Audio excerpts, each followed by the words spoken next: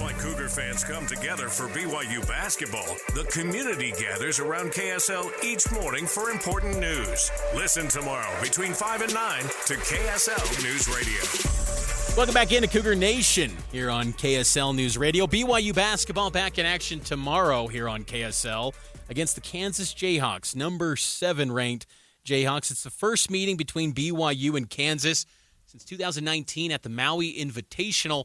First visit to Allen Fieldhouse since 1971.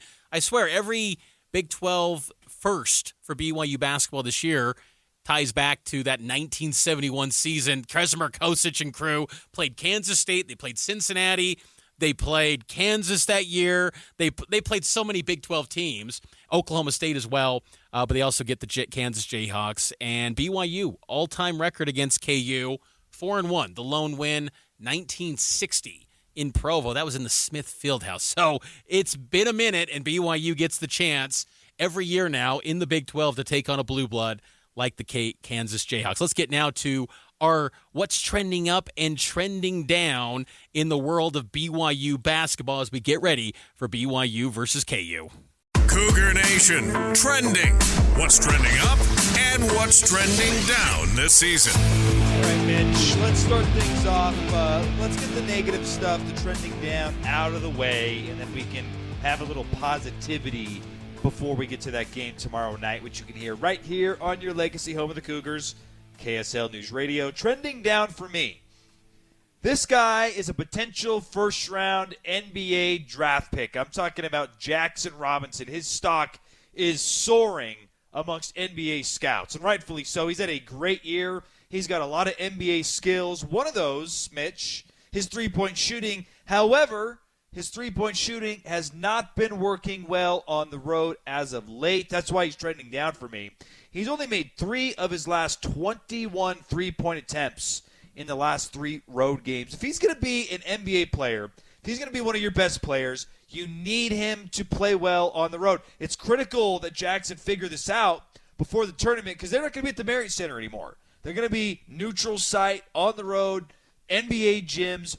BYU needs Jackson Robinson to shoot the ball better when he's away from the Marriott Center. That's a good poll. Do you still believe Jax is going to be a first-round pick?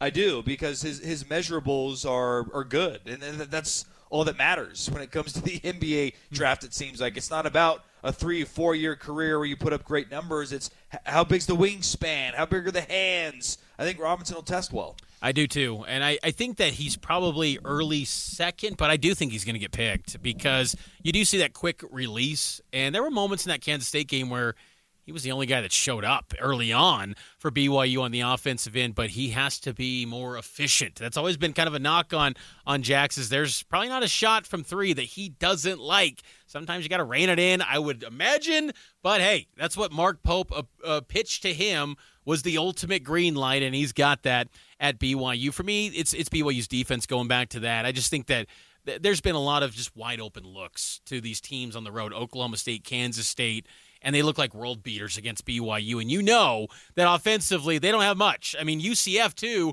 put up 88 points against BYU. These are some of the worst offenses in the league, and they're putting up big numbers on BYU. It's a concerning trend because this last 4 games is going to be difficult. I mean, these next 3 games, Matt, BYU could lose. All of them. They could lose to Kansas. Definitely lose to Kansas because they're on the road. TCU on Saturday, they're one of the hottest teams in the league right now. Iowa State might be the toughest home venue in the conference this year. They've beat Houston and Kansas there. And then Oklahoma State beat you a couple weeks ago to close out the regular season. So you got to get things right on the defensive end if you're BYU. Let's look at what's trending up, though. What do you have that's moving in the right direction for the Cougars heading into this game against Kansas? Well, you mentioned this important stretch coming up where they're 7-7. They got 4 games. I think 8-10, you're probably okay.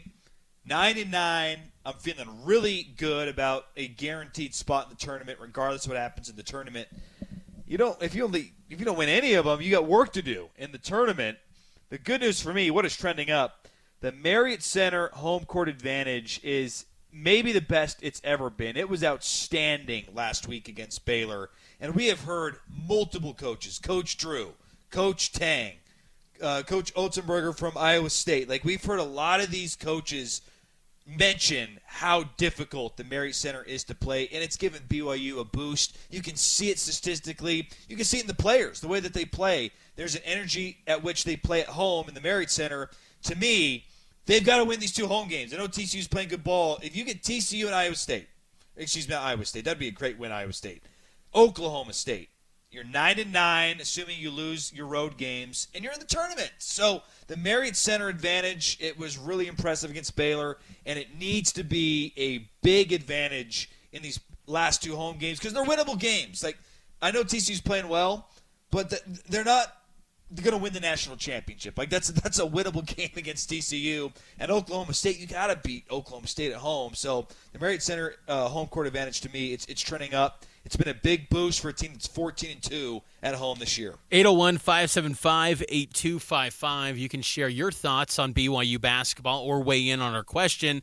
What will it take for BYU to take down Kansas tomorrow night? My trending up, Matt, is Atiki Aliatiki. I thought he gave some good minutes off the bench for BYU. 10 minutes of action, only 1 foul, 6 points, 3 rebounds. It could be a case of that was just a good matchup against K-State going up against a traditional big like Will McNair for the Wildcats. But I thought those were minutes that BYU and Atiki can build on heading into the home stretch that, hey, if, Ali Khalifa and Foose, if you're not playing good defense, we're not afraid to turn to that third option in Atiki at the 5. And I thought that Atiki played pretty well in those minutes, and I liked the strong post grabs that he had. It was interesting too, watching him perform on the offensive end, very similar to the moves that he always practices with Mark Pope and Colin Terry, the new assistant coach who works with the bigs.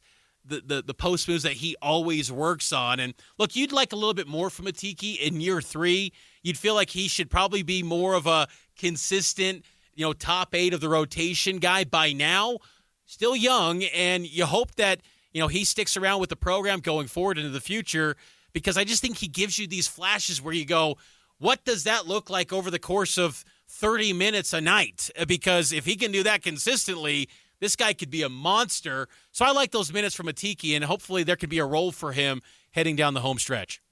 I like that pick a lot. And what do you think of him playing the rest of the second half? Was that just Atiki was playing well, or is that also maybe a message to Ali Khalifa that, hey, you got to bring it night in and night out? What'd you make of that decision? I thought it was they needed more athleticism in the lineup. K-State, to their credit, they had some good explosive athletes, and BYU is never going to be known as the athletic team in the Big 12, at least not this year.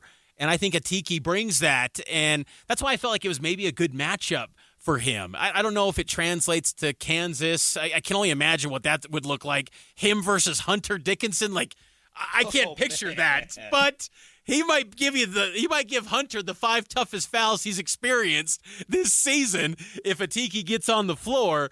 But I thought it was the case of athleticism, but also a statement, as you alluded to, because Ali Khalifa was not playing good defense. He's got to play better on the defensive end. If you're going to stay on the floor, every minute matters, and every possession, you got to get better, because BYU's defensive numbers have dipped since his return from the flu bug. Maybe it's just coincidence, but they have regressed. So BYU's got to get better on that defensive end. And look, Atiki still had his issues defensively against K-State. It wasn't like K-State suddenly went on this massive lull when Atiki stepped in, but I did like the minutes he gave on the offensive end and some of the possessions where he's grabbing rebounds and limiting K-State to only one look at the basket. Yeah, he might have a role to play in this game, because I think it's, to me, as we get more into the Kansas preview, and we'll do that all in this next segment as well, we can take your calls. 801-575-8255. We'd love to have a few BYU fans chime in on what this team needs to do to beat Kansas tomorrow. And you mentioned it, Mitch. Maybe Atiki is going to be that dark horse who gives you a big performance.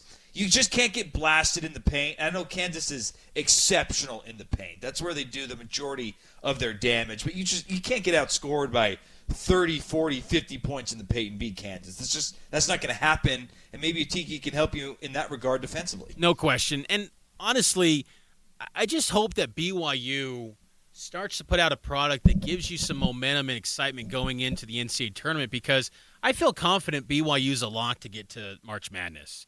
Still?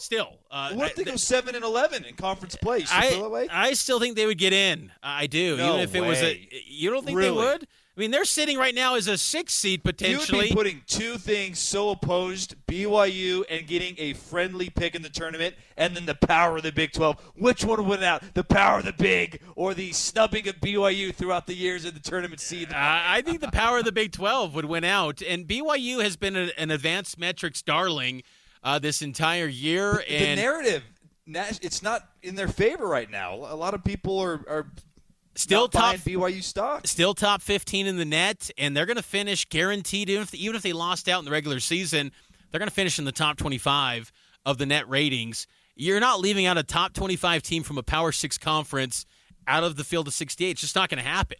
Now, BYU, I think, to get to a comfort level of a 6 seed, a 5 seed, you got to win probably your 2 home games. But, yeah, I feel like BYU's 5 in. seed. You got to win 3 of the next 4, I feel like. You think a 5 seed? Mitch, if they go this team might not have a winning record in conference. They can't be a 5 seed. Iowa State last year lost 7 of their last 10 games and got a 6 seed. This league, the committee and the metrics love the Big 12. And, look, it'll be interesting to see how this league performs in the NCAA tournament. I mean, there could be some early exits from this conference. It's bound to happen because some of them will face tough seed lines where there are a 7, 8, 9, not the ideal spots to get far in the tournament. But I think that BYU's in. I just think that they've already got 3 wins over teams that were AP top 25 teams. History has shown when BYU teams do that, they're not only getting in the NCAA tournament, they're advancing to the round of 32. The last 3 times it's happened, that has been the case. 2011, 2010, 1988. And BYU in each of those years won at least 1 game in the NCAA tournament. BYU's getting in. And it's just the one area where it could hurt them, where they could start to slip in a rapid manner, is if they get blown out. So if you go to Kansas tomorrow and lose by 25, well, then things, and then if you lose to TCU by 10, then things start to slip faster. But, yeah, I think BYU's in, Matt. I just do, because I think that there's a ton of respect for what BYU's built on the advanced metric side, and the Big 12 strength is going to lift BYU to where they're already a lock to me. It's a matter of working on seeding going forward. I hope you're right, because I still feel like there's a little work to be done to guarantee it. 8 and 10, I think, is enough to feel good. You just win your home games, and I think you've got a shot at having a really good seed. 5, I don't know, but 6, even 6 would be nice. If you were to lock down a 6 seed going to the NCAA tournament, that'd be a really good place to be. 801-575-8255, taking our final timeout. Let's preview BYU versus Kansas. We'll share our predictions and preview the matchup as the Cougs go to Allen Fieldhouse tomorrow night. It's good.